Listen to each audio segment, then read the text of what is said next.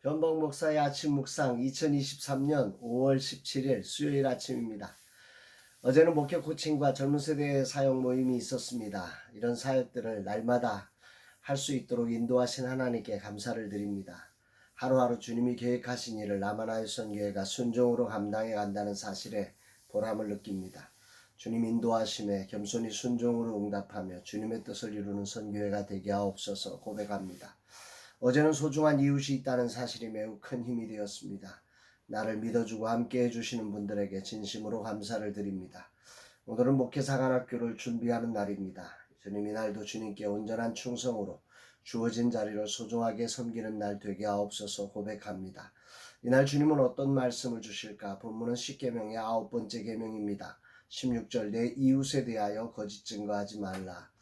거짓 증거를 이웃에게 하지 말라고 합니다. 재판정에서는 위증이라는 단어로 사용하고 또 일상에서는 거짓말이라는 단어로 사용되는 것입니다. 가까운 이웃들을 향해 자신을 감추고 싶을 때 또는 자신을 드러내고 싶을 때 그리고 뭔가 이익을 위해 우리는 거짓말을 합니다. 앞에서 말한 십계명의 이웃을 향한 계명들인 가늠하지 말라, 살인하지 말라는 계명과 매우 차원이 달라 보이는 거짓말이라는 죄가 같은 레벨에서 취급된다는 사실을 주목하게 됩니다. 우리 입장에서 거짓말은 일상의 삶처럼 생각되는 세상입니다. 그런데 하나님은 십계명의 9번째 계명으로 우리에게 말씀하고 계시다는 거죠. 오늘 아침 하나님이 생각하시는 이 거짓말에 대해서 좀 더 묵상을 해보려고 합니다. 잠언서 16장 16절로 19절에 보면 여호와께서 미워하시는 것 곧 그의 마음에 싫어하는 것이 옛일것까지니 곧 교만한 눈과 거짓된 혀와 무죄한 자의 피를 흘리는 손과 악한 계구를 꾀하는 마음과 빨리 악으로 달려가는 발과 거짓을 말하는 망령된 증인과 및 형제 사이를 이간하는 자니라. 여기에 하나님이 미워하시는 것이 거짓말과 관련되어 있는 게 이 6, 7가지 이 사이에 굉장히 많은 거죠. 거짓된 혀, 또 무죄한 자의 피를 흘리게 하는 그런 손, 악한 계교, 또 거짓을 말하는 망령된 증인, 형제 사이를 이간하는 자, 이게 모두 다 거짓과 관련된 증언들이지 않습니까? 이 정도로 하나님이 싫어하는 것에 이 거짓이 엄청 많다는 걸 느낄 수 있죠. 또 잠언서 12장 22절에서는 좀 더 직설적인 표현으로 거짓 입술은 여호와께서 미움을 받아도 진실하게 행하는 자는 그의 기뻐하심을 받느니라. 거짓 입술을 하나님이 미워하신다. 시편 5편 6절에는 거짓말하는 자들을 멸망시키려니이다. 여호와께서는 피 흘리기를 즐기는 자와 속이는 자를 싫어하신다. 속이는 자를 싫어하시고 거짓말하는 자를 멸망시킨다. 이렇게 말씀하고 있습니다. 거짓말하는 자들을 향한 하나님의 마음을 느낄 수 있는 거죠.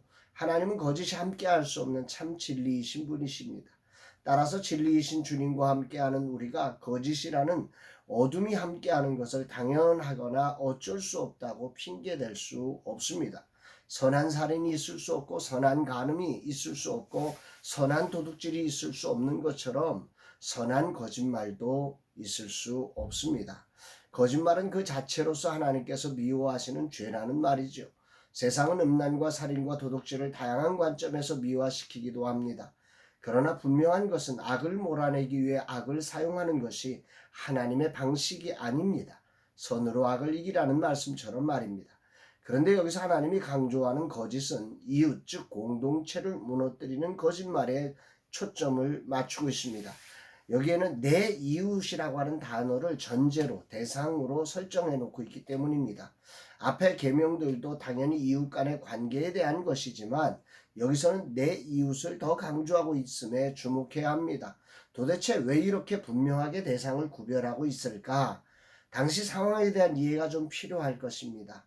당시 광야에서 200만 명이 몰려서 텐트를 치고 살아가고 있습니다. 그러니 재판이 벌어질 때면 모세와 이스라엘 백성들이 쉬지 못할 만큼 재판을 하는 숫자가 대단히 많았다고 성경은 말하고 있죠. 그래서 모세의 장인 이도로가 그러면 모세 당신 죽는다, 이 정도로 옳지 못하다 말할 정도로 재판이 많았습니다. 다시 말하면 문제가 많았다는 거지요. 사람들이 살다 보면 시시비비를 가려야 할 때가 참 많습니다. 그때 중요한 것이 무엇이겠습니까? 공의입니다. 그리고 그 공의를 판단하는 기준은 팩트, 사실입니다. 사회가 커질수록 그런 일들이 더 많이 생기고 작은 일에서부터 생사를 가르고 삶을 바꾸는 중대한 문제들의 시시비비를 가려내야 하는 일까지 다양해집니다. 그래서 팩트에 기초해서 공의로운 재판을 하는데 이때 중요한 것이 당시에는 이웃들의 증언이 굉장히 중요했습니다. 왜냐하면 지금처럼 CCTV가 있는 게 아니고 유전자 검사가 있는 게 아니지 않습니까? 이웃들의 사실관계 증언은 공의로운 판단에 있어서 너무도 소중한 자리였다는 거죠. 이 계명이 가지는 매우 중요한 목적지를 우리는 봐야 됩니다.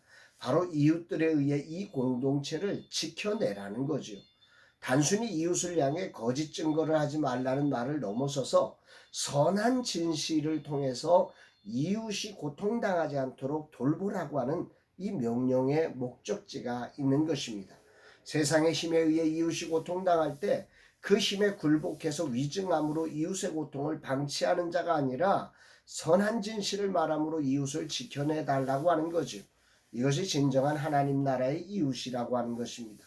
세상은 거짓 증거하는 이들이 많아지는데 선한 진실을 말하는 이들이 점차로 줄어가고 있습니다. 귀찮고 공연히 어려움을 당할 수 있다는 사실로 인해 선한 진실을 말하는 이들이 사라지고 있습니다. 나만 괜찮으면 된다는 생각인 것이죠. 그러나 하나님은 이것이 하나님 나라의 공동체를 위해 살인하지 않고 간음하지 않는 일처럼 중요한 일임을 드러내고 계십니다. 오늘도 선한 진실을 말해주므로 나의 이웃들이 힘을 얻고 하나님 나라의 청지기로서의 삶을 힘있게 살아가는 통로가 되어야 합니다.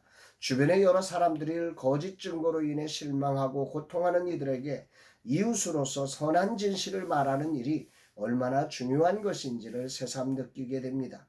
주님 이 하루 선한 진실을 말해주므로 이웃을 거짓으로부터 보호하고 이끌어내는 복된 통로가 되게 하옵소서 고백하는 아침입니다. 여러분들 오늘이라는 시간 우리가 세상에 참 많은 말을 하는데 이웃을 향해서 거짓 증거하기 이전에 선한 진실들을 말해주므로 이 공동체가 건강해지는 그런 하루가 되기를 주의 이름으로 축복합니다. 사랑합니다, 여러분.